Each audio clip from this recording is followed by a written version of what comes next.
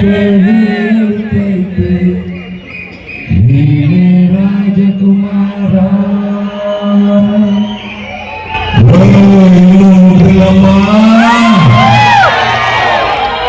ರಾಜಮನೆಯಿಂದ ಇನ್ನೊಂದು ಎಂಟ್ರಿ ಕೊಡ್ತಾಗ ರಾಜ್ಕುಮಾರ್ ಆದಷ್ಟು ಬೇಗ ಬರುತ್ತದೆ. ಯುವ ರಾಜ್ಕುಮಾರ್ ಇವನಾಗಿ ಅಂಬಾಣಿ ಫಿಲ್ಮ್ ಚಿತ್ರದ ನಮ್ಮ ಡೈರೆಕ್ಟರ್ ಗೊತ್ತಲ್ಲ ಸಂತೋಷ್ ಆನಂದರಾವ್ ಅವರ ನಿರ್ದೇಶನದ ಇವರು ಬರುತ್ತೆ. ಅಂದ್ರೆ ಯಾಕೆ ಹೇಳ್ತಾ ಇದ್ದಾರೆ ಇಲ್ಲಿಗೆ ಮುಗ್ದಿಲ್ಲಮ್ಮ, ಈಗ ಸ್ಟಾರ್ಟ್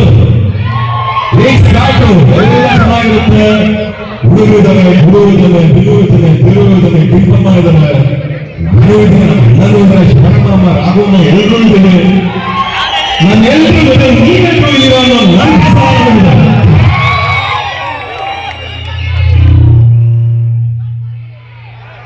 ನಮ್ಮ ದೊಡ್ಡಮ್ಮ ನಮಗೆ ಹೇಳ್ಕೊಟ್ಟಿದ್ದ ಇಷ್ಟು ಡಾಕ್ಟರ್ ರಾಜ್ಕುಮಾರ್ ಅವರು ಅಭಿಮಾನಿಗಳನ್ನ ಎಲ್ಲಿ ಹೇಗೆ ಯಾಕೆ ನೋಡ್ತೇಮಮ್ಮ ಹೆಂಗ್ ನೋಡ್ತೇಮಮ್ಮ ಅಂತ ಕೇಳಿದಾಗ ಅವ್ರ ಕಣ್ಣಲ್ಲಿ ನಾನು ದೇವ್ರನ್ನ ಕಾಣ್ತೀನಿ. ಅದಕ್ಕೆ ಅಭಿಮಾನಿಗಳೇ ನನಗೆ ದೇವರುಗಳು ಅಧಿಕಾರ ಇದೆ, ಅದು ನಿಮಗೆ ಹಂಚ್ಕೋತಾ ಇದ್ದೀನಿ. ಸೊ ಇವೆಲ್ಲ ನಮಗೆ ದೇವರುಗಳಪ್ಪ.